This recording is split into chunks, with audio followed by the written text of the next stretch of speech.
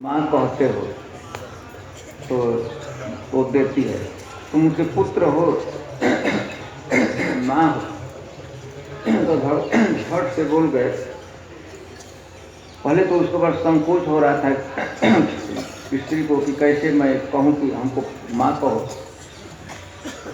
तो तुम माँ कहती हो, माँ कहते हो और उनके गोद में बैठते हो, इसीलिए वो देती हैं। तो भगवान पूछे कि ठीक है, तो मैं भी तुमको माँ कह दूंगा और तुम्हारे गोद में बैठूंगा, तो तुम हमको फल दे दोगी? यह कहते जो सुनी असुर से नेत्रों से सोचे थे कि मैं अछूत जाति की हूँ, सबर जाति की हूँ, मैं कैसे इस बच्चे को स्पर्श करके गोद में बैठाऊंगा। लेकिन भगवान यही पकड़ लिए बस। तुम कहती हो कि माँ हम जसोदा हमको माँ हमारी देती है, उसको माँ कहता हूँ, उसके गोद में बैठता हूँ, तो मैं तुम्हारे गोद में बैठ जाऊंगा और तुमको माँ कह दूंगा, तो तुम हमको फल दो देगी? देखो वो बेचारी बोल तो नहीं सकी और भी रोने लगी, किसक से तो रोने लगी। भगवान अपने से ही गए, उसके एकदम गोद में चढ़ गए, बैठे के उसको चिपक गए, उसको पकड़ कर उसका चिबुक पकड़ के यह भाग पकड़ कर उससे कहा कि माँ हमको फल दे दो।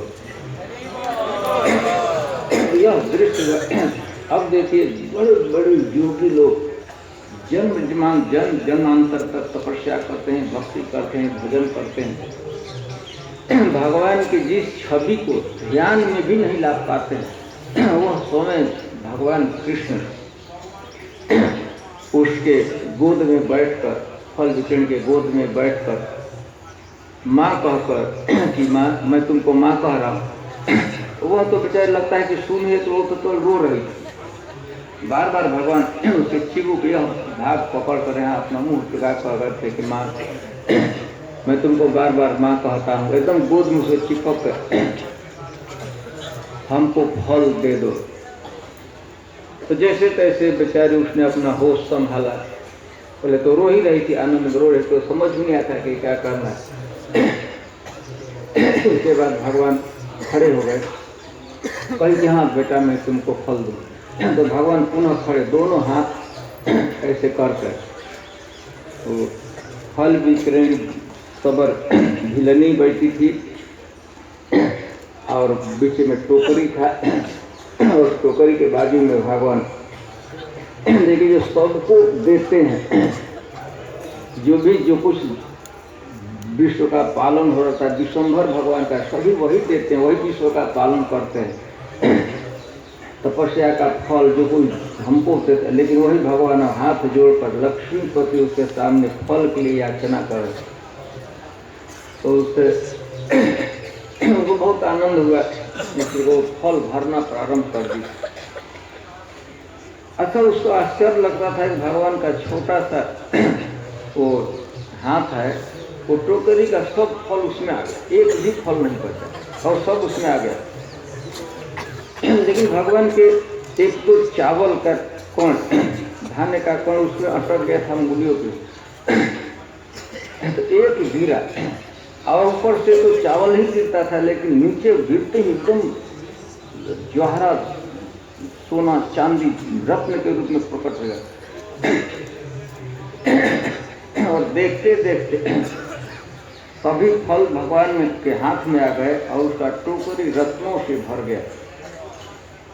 इसके बाद भगवान फल लिए और फल लेकर वो चले गए। कहीं कहीं ऐसा लिखा गया है कि उस समय उसको थोड़ा सा एक दो ही रत्न उसमें दिखाई पड़ा, लेकिन उसको बहुत आनंद हुआ। पहले तो भगवान को देखी थी इस रूप में। तो इस तरह भगवान फल विक्रयणी पर, इसी नंद का गोकुल में भगवान की लीला हुई थी, मधुर लीला हुई थी, फल विक्रयणी। इसके बाद जब घर गई तो ऐसे भार नहीं बढ़ा था टोकरी का, लेकिन यहाँ पर घर गई, शाम के समय लौटी, तो उसको तो अब चलने में भी रास्ता भी पता नहीं होता था। जब इतना आनंद में थी, भगवान का उसने स्पर्श किया था, भगवान से बातचीत किया था, भगवान को फल दिया था, आनंद में रास्ता भी लौटने का था। किधर लौटी? शाम के समय जब सूर्यास्त हो रहा, अंधेरा हो रहा था, तब लौटी। लौटी जब टोकरी रखा तो उनका वहाँ तो दीपक की व्यवस्था नहीं थी, गरीब के घरों में दीपक भी नहीं, अंधेरा था। वहाँ पर टोकरी रखी तो पूरा जो झोपड़ी था, घास का घर था, इल्यूमिनेटेड हो रहा था। अब दीपक की जरूरत उसी से प्रकाश देने की। तो यह लीला भगवान के इसी स्थान पर, इसी स्थान में गोकुल, जहाँ आपने लोग उखल बंधन देखा, और यहाँ तक इसी बीच में घटना घटी थी। फल विक्रिणी पर भगवान की यह अतिशय कृपा हुई थी।